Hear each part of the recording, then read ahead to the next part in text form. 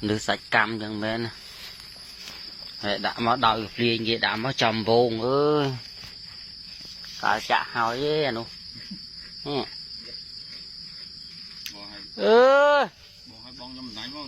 má có mấy da nhấc với hìa cày nha đó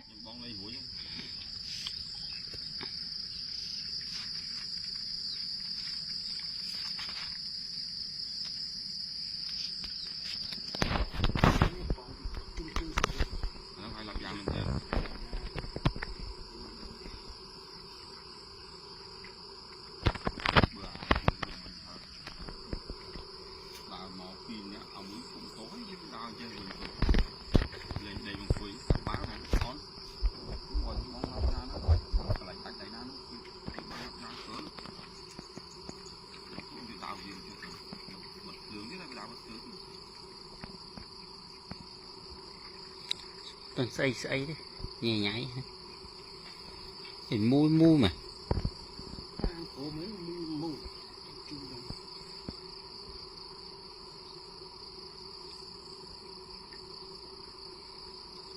phá này nữa đây phải dùng mặt là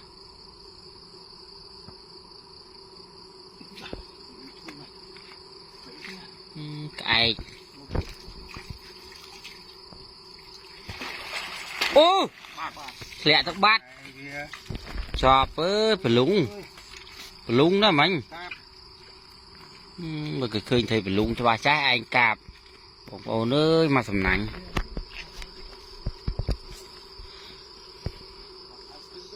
sạch cam men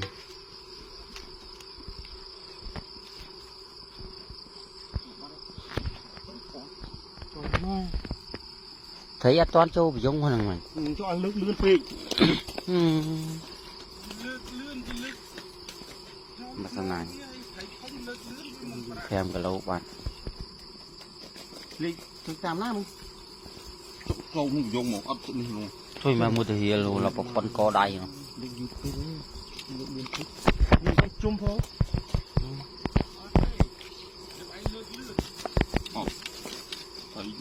rồi cho mót tôi với thế mượt nọ tay trầu ót trầu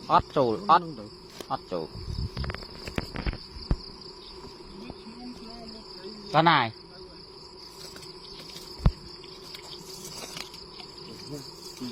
chỉ nó tới chắc vào anh được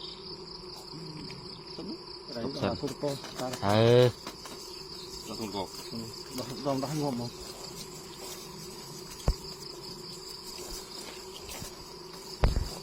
bông anh nhỉ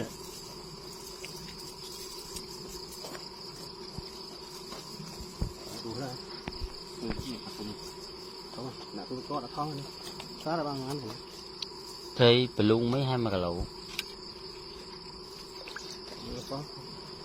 cái tôi gò hôm thì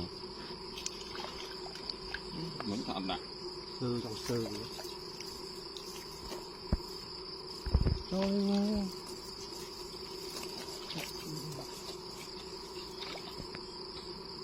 thấy bay lá chanh bay lá bay lá mà bố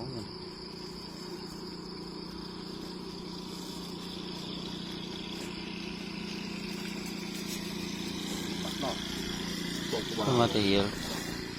làm con cò đáy thì nó hiểu rõ tôi hết cũng á